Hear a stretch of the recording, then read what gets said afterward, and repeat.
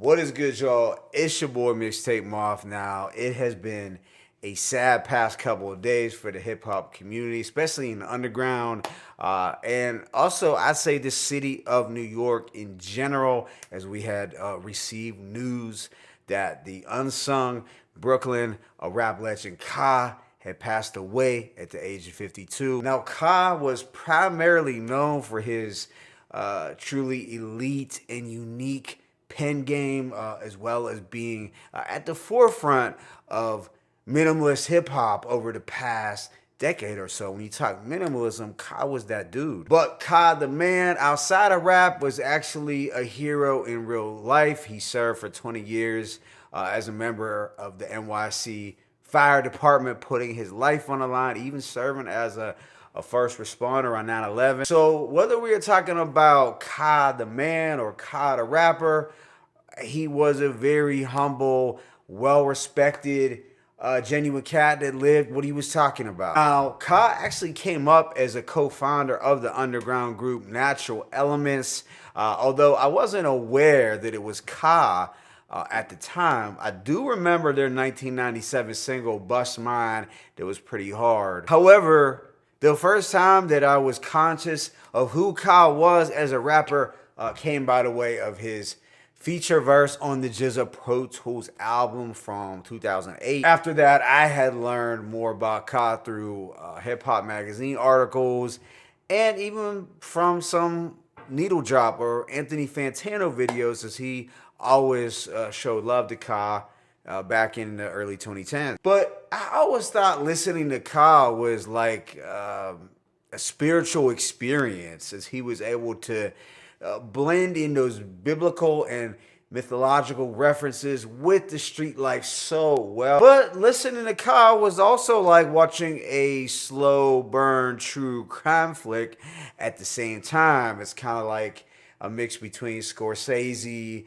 Donald Goines, and Mario Puzo. Because Ka always came across as this tortured street observer or wise poet, who would give you nothing but those cold facts. Now, even though Ka was a legend in the underground, a Brooklyn legend, he was likely an acquired taste for some listeners. As revered as a lyricist as Ka was, his music did require just a little bit more patience. He was not for the faint of heart casual listener. But I think that's also what made Ka such a special and unique MC, because his poetic style of rhyming was so thought-provoking and powerful that was enough to captivate a listener even without the presence of a beat. So of course, I love production. If you follow my reviews closely, you will know that I talk about the beats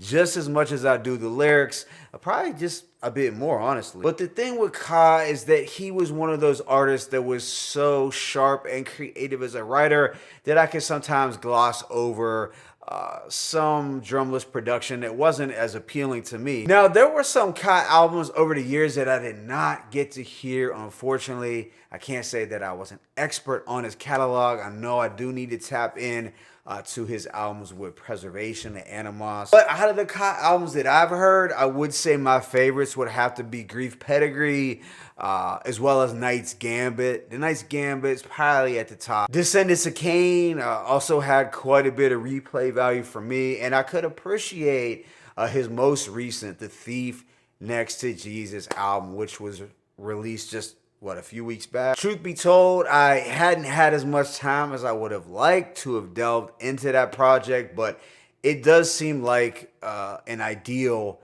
closing album for this god MC. I know we often talk about trendsetters in the current underground hip-hop scene, artists who have paved the way or carved out a sound or aesthetic that is widely popular in that space. Names like Rock Marciano, DJ Muggs, The Alchemist, and Griselda instantly come to mind. But I think you have to throw Ka's name in there as well, because the very nature of Ka as a human and as an artist just embodies the subtle, understated, but gritty nature of contemporary underground hip hop. The thing that I probably respected the most about Ka was that he just had a no gimmick style about him. Like Harris once said, no gimmick. Where it just seemed like he was concerned about the writing and the art for the art and the writing's sake itself. A true lyricist and grim street poet whose music sounded like he was unfolding some type of ancient dead street scroll as he was rapping. I'm just glad that he did get the flowers that he began to receive in recent years, because the man's music meant a lot to a lot of different people. So RIP BrownsvilleKa. He was definitely one of the realest and most authentic.